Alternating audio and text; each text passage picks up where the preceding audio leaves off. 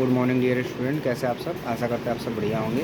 तो इस वीडियो में हम लोग बात करने वाले हैं नीट का प्रिपरेशन कैसे करना चाहिए और नीट से रिलेटेड जो भी क्वेरीज होगी उसी टॉपिक पे मैं बात करने वाला हूँ। जैसे कि नीट का एग्ज़ाम जो होता है वो लगभग मई में होता है और ये संडे के लगभग होता है, ज़्यादातर संडे को ही एग्ज़ाम होते हैं और ये फर्स्ट वाला जो वीक होता है संडे का उसी दिन होता है और इसमें 720 मार्क्स रहते हैं आउट ऑफ 180 क्वेश्चन अटेम्प्ट करने होते हैं। फिजिक्स केमिस्ट्री बायोलॉजी रहता है। फिजिक्स में जो क्वेश्चन आपके होते हैं वो आपके और केमिस्ट्री के और बायोलॉजी के तीनों सेम होते हैं, बट बायोलॉजी के जो होते हैं उसमें 2 पोर्शन होते हैं, एक जूलॉजी का होता है, एक बॉटनी का होता है। तो 50-50% उसमें से क्वेश्चन आते हैं।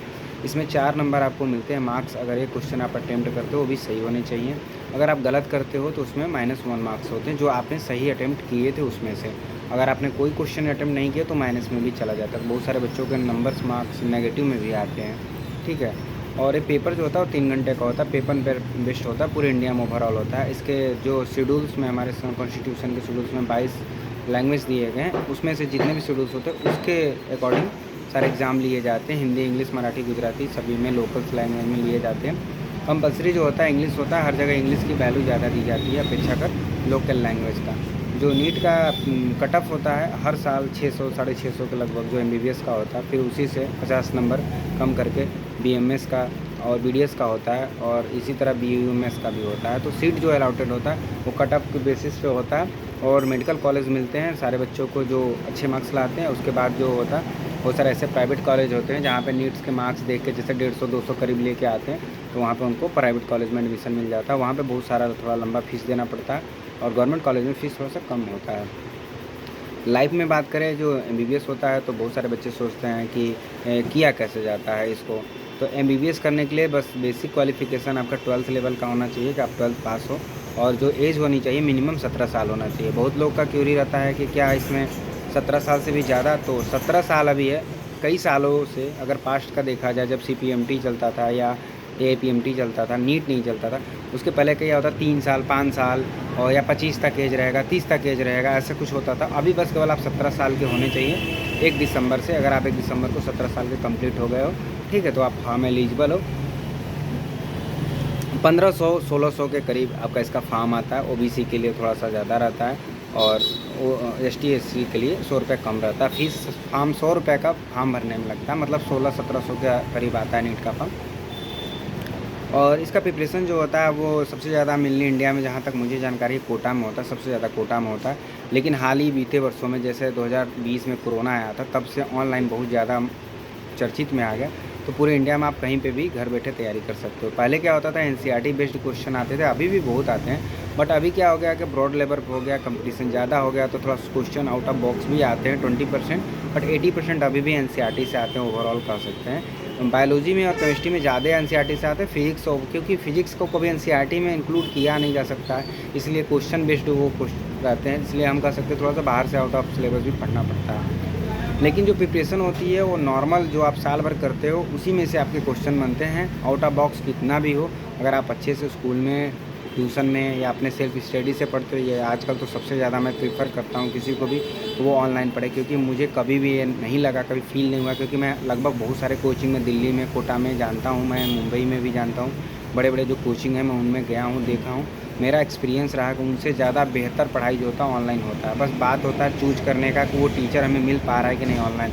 तो ऑनलाइन थोड़ा सर्च ज़्यादा करना पड़ता है, ऑफलाइन में सुविधा आसानी से मिल जाती है कि नंबर 1 कोचिंग कौन सी, आप उसमें चले जाओ। तो जाहिर सी बात है, मैक्सिमम ये नहीं कहेंगे, आउट ऑफ 10 अगर कोचिंग है अगर दिल्ली में, कोटा में या आपके एरिया में, तो वहाँ पे वो बेस्ट पढ़ाई देंगे ही देंगे। तो ऑफलाइन में थोड़ा आसानी होता है, लेकिन ऑनलाइन में क्या होता है आपको चूज करना पड़ता है कि कौन से टीचर बेस्ट पढ़ाता है। तो आप किसी ऐसे बच्चे से जो पीछे पास किया हुआ है नीट का एग्ज़ाम, वो आपको बता सकता है कि कौन कौन सी बुक्स, कॉपी, क्या क्या ये यूज करना है और क्या नहीं यूज करना है। कौन सा ऐसा ऑनलाइन क्लासेस है जहाँ पे अच्छी पढ़ाई की जाती है, तो आप वहाँ से पढ़ सकते हो।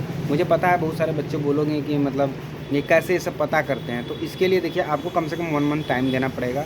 आप ऑनलाइन पढ़ोगे चाहे ऑफलाइन पढ़ोगे, आपको 1 मंथ तो बिल्कुल पूरी स्ट्रेटजी के साथ कि मुझे क्या क्या पढ़ना है और क्या क्या नहीं पढ़ना है बनाना पड़ता है। क्योंकि मैं ऐसे बहुत कम बच्चों को जानता हूँ जो ये स्ट्रेटजी बिना बनाए और बस तुक्का पास हो गए। कहने की बात हो, तुक्का कुछ नहीं होता, हर इंसान को मेहनत करना पड़ता है। पहली तो बात, कोई चीज़ हार्ड वर्क और स्मार्ट वर्क कुछ नहीं होता मेरे नज़र में, दिमाग पे डिपेंड करता है। कुछ बच्चे बहुत जल्दी किसी चीज़ को याद कर ले पाते हैं और क्वेश्चन अटैम्प्ट कर पाते हैं, अच्छे टाइमिंग से जाते हैं, खाते पीते हैं, अच्छे उनसे फिजिकल हेल्थ बढ़िया रहता है। कुछ ऐसे बच्चे होते हैं अच्छे से पढ़ाई किए होते हैं, नीट के दौरान उनका हाथ पैर टूट जाता है या मतलब उनके पेरेंट्स की डेथ हो जाती है या सिचुएशन ऐसा क्रिटिकल हो जाता है, लाइफ में इनबैलेंस हो जाती है लाइफ, तो बहुत सारे बच्चे अच्छे पढ़ने में भी बच्चे देखा हूँ बहुत कम मार्क्स लाए हैं। तो ये तो हो गया अन सिचुएशनल टाइप, जो कभी एक्सपेक्ट नहीं किया रहता आदमी, लेकिन एज ए नॉर्मल सिचुएशन में आप अगर पूरे 1 साल तक मन लगा के अगर अच्छे से पढ़ाई करते हो, सिर्फ 8 घंटे मुझे लगता है, चाहे ब्रेन आपका कमज़ोर हो चाहे बहुत तेज़ हो, मुझे उससे फ़र्क नहीं पड़ता, पढ़ना सबको 8 घंटे लगभग पड़ता ही,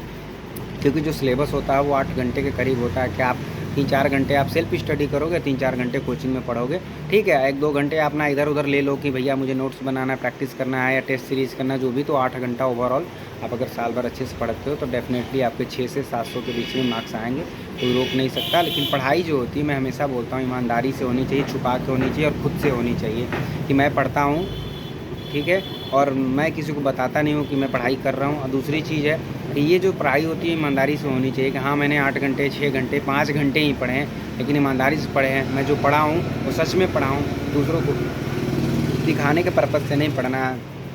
डॉक्टर या देखो कोई भी चीज़, पैसा हो चाहे आपका डॉक्टर बनना हो चाहे लाइफ में किसी को सेवा करना हो, आप करिए, दिखाइए मत, क्योंकि जो सोर्सेज बाजी होती है ना, डेफिनेटली आपको शॉर्ट टर्म में फ़ायदा होता है। मैं बहुत लोग को देखा हूँ जो सोचेबाजी करते हैं, शॉर्ट टर्म में बहुत फ़ायदा होता है, लॉन्ग टर्म में उनको समझ में आ जाता है कुछ नहीं है। इसीलिए बड़े बड़े लोग जो उनको मैं बहुत देखता हूँ वो सब ये सब चीज़ें में नहीं पढ़ते। आप खुद भी देखना, एक आध दो की तो बात ही नहीं भाई, केमिस्ट्री में फिजिक्स में हर जगह एक्सेप्शन है, तो लाइफ में भी एक्सेप्शन मिलेगा आपको, जीवन में डॉक्टरी में हर जगह एक्सेप्शन मिलेंगे, उनकी बात छोड़ दीजिए। बट जो डिसेंट होते हैं, अच्छे से पढ़ाई करते हैं, अच्छे से रिजल्ट लाते हैं। ये रहा, अगर आपको कुछ पूछना है कि नीट से रिलेटेड कोई समस्या है जो आपको जानकारी नहीं है, आप क्योंकि आप अभी 16-17 साल के होंगे, आपको बहुत सारी चीज़ों की जानकारी नहीं होगी, तो आप कमेंट में भी पूछ सकते हो, रिप्लाई मिल जाएगा, ठीक है। इस वीडियो को 7 मिनट हो गया तो मैं यही रहने देता हूँ। नेक्स्ट वीडियो में आपकी जो क्वेरीज रहेंगे मैं वो पहले उनको आंसर करूँगा, इसके बाद नेक्स्ट वीडियो बनाऊँगा।